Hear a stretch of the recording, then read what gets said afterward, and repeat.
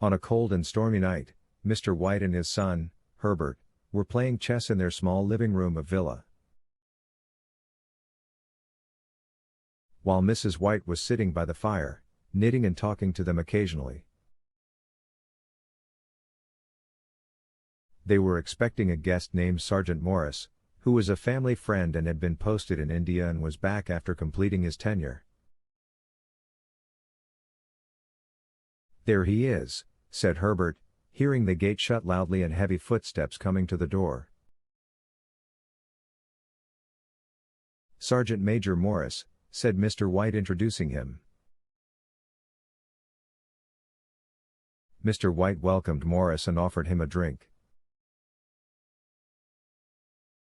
The family was mesmerized by Morris's description of India.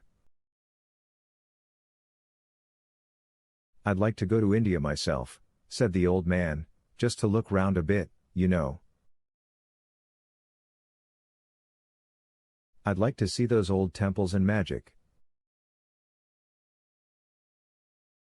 continued Mr. White.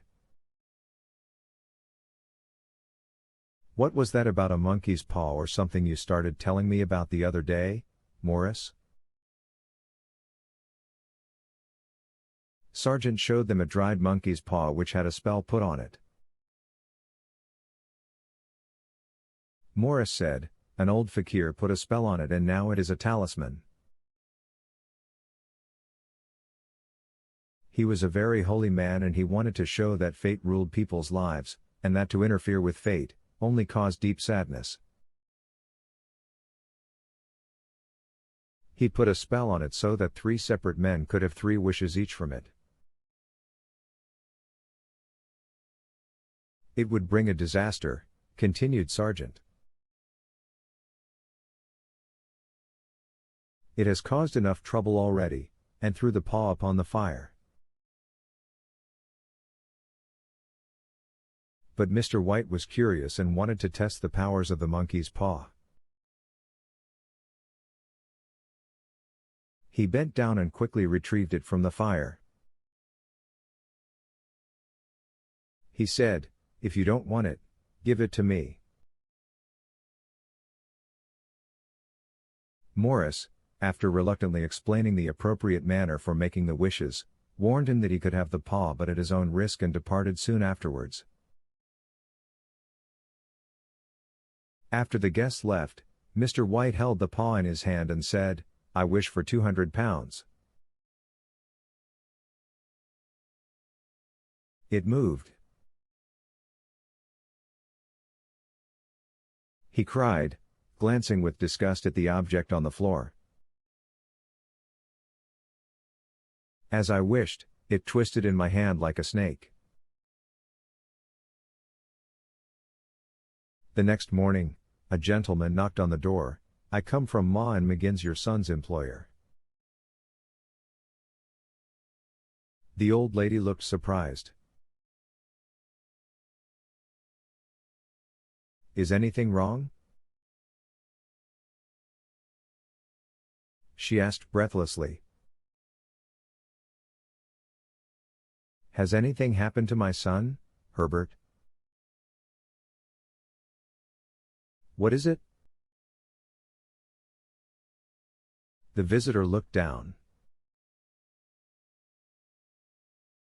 "Badly hurt," he said quietly.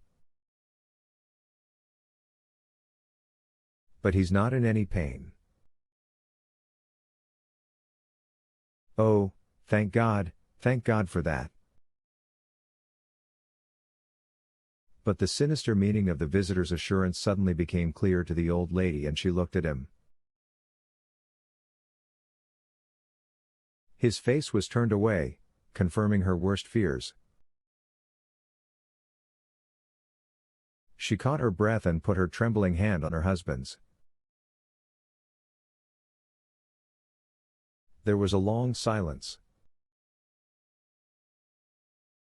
The stranger expressed grief and handed over an envelope containing some amount of money as compensation. Mr. White gazed with a look of horror at his visitor. His dry lips shaped the words, "How much?" 200 pounds was the answer. Mr. White found it very difficult to comprehend and became unconscious. He was filled with sorrow at the turn of events. His wish was granted at the cost of his son's life. After a few days, Mrs. White had demanded the monkey's paw as she wanted to make a wish and had her son back. "I want it," she said. "Why?" "I only just thought of it," she said hysterically. "The other two wishes. Why didn't I think of it before?" She replied rapidly. "What wish?" he asked. "Wish our boy alive again." "Bring him back," cried the old woman. Mr. White explained that not only had Herbert been dead 10 days but also that his body had been decayed beyond recognition. But his wife pulled him towards the door. "Bring him back." "Do you think I'm frightened of my own son?" Mr. White took out the monkey's paw and raised his hand. "I wish my son alive again." The paw fell on the floor and after a few moments a knock was heard at the floor. "Who could that be?" inquired Mr. White. "That must be my son," replied the old lady and ran towards the door. "Don't let it in, for God's sake," cried Mr. White, shivering in fear. "You're afraid of your own son." "Let me go." "I'm coming, Herbert, I'm coming." Mr. White searched frantically for the monkey's paw, fearful of what was likely to happen. As he heard the chain rattling back and the bottom bolt drawn slowly and stiffly from the socket, he found the paw and made his the third and last wish.